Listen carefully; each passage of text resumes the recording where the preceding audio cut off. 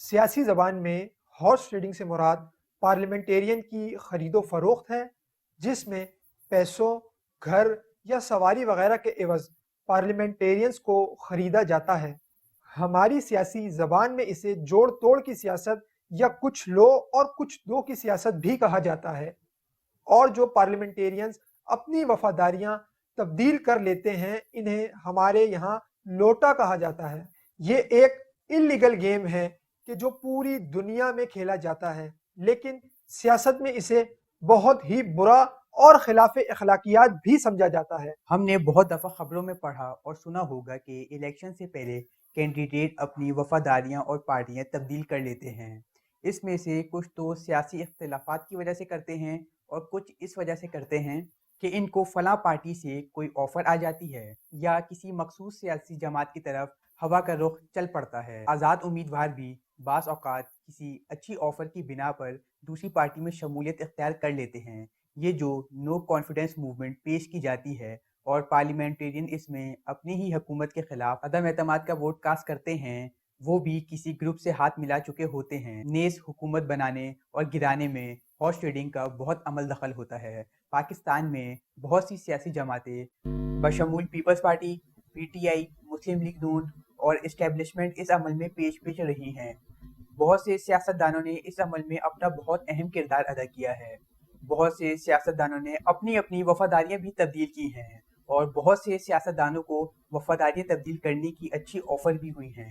بہت سو نے اس آفر کو تسلیم بھی کیا، جس کا اعتراف وہ بہرحال کر بھی چکے ہیں۔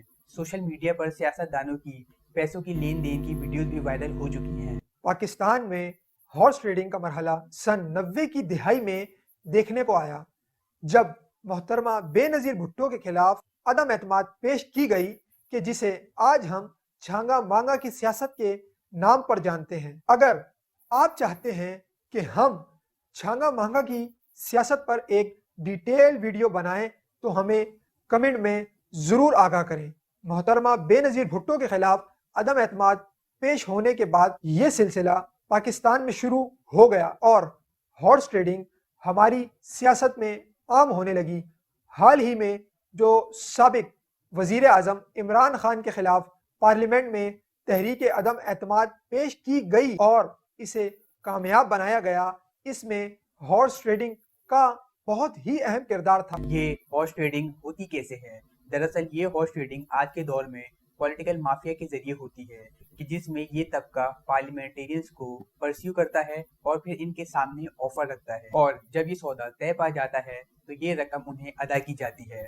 دور حاضر میں اداروں سے بچنے کے لیے اس گھنونے کھیل کو اس طرح کھیلا جاتا ہے کہ یہ پیسہ ہینڈ ٹو ہینڈ یا بینک اکاؤنٹ میں ٹرانسفر نہیں کیے جاتے، بلکہ ان پیسوں کو سوٹ کیسز میں بھر کر پرائیویٹ جیٹ میں بیرونی ملک لے جایا جاتا ہے اور پارلیمنٹیرینز کے انٹرنیشنل بینک اکاؤنٹس میں رقم کو ڈپازٹ کر دیا جاتا ہے۔ یہ پیسہ زیادہ تر قطر، دبئی یا مڈل ایسٹرن ممالک میں لے جایا جاتا ہے اور اس عمل میں مافیاز، بیوروکریٹ، پولیٹیشینز، جرنیل اور منی چینجر شامل ہوتے ہیں۔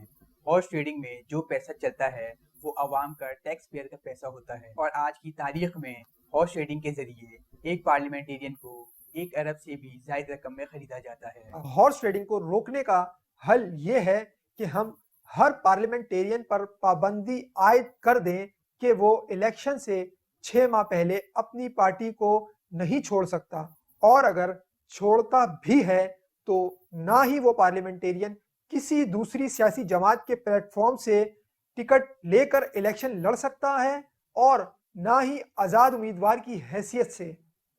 سرکاری خزانے پر بھی مکمل چیک اینڈ بیلنس رکھا جائے کہ سرکاری خزانے سے نکلنے والی رقم کو کون نکال رہا ہے اور کہاں استعمال کی جا رہی ہیں۔ پارلیمنٹیرین کے اثاثوں اور بینک اکاؤنٹ پر بھی کڑی نظر ہونی چاہیے۔ اگر ان کے اثاثوں میں اضافہ ہو یا ان کے بینک اکاؤنٹ میں بھاری رقم ٹرانسفر ہو تو ان سے جواب طلب کیا جائے۔ اسی کے ساتھ ساتھ ہارس ٹریڈنگ کو روکنے کے لیے نئے انتخابی قوانین لانے کی بھی ضرورت موجود ہے۔ چیف الیکشن کمیشن کو چاہیے کہ وہ اس بات پر غور و فکر کریں تاکہ یہ ناپاک کھیل جلد از جلد ہماری سیاست سے दूर हो। हॉर्स ट्रेडिंग एक शर्मनाक अमल है। इसके मानी करप्शन और मुल्क के साथ संगीन गद्दारी के हैं, जिसमें अफराद की वफादारी और ज़मीर को खरीदा जाता है। इस अमल में मुल्क को बहुत नुकसान पहुंचता है और ये अमल हर बार जमहूरियत की जड़ पर चोट साबित हुआ है।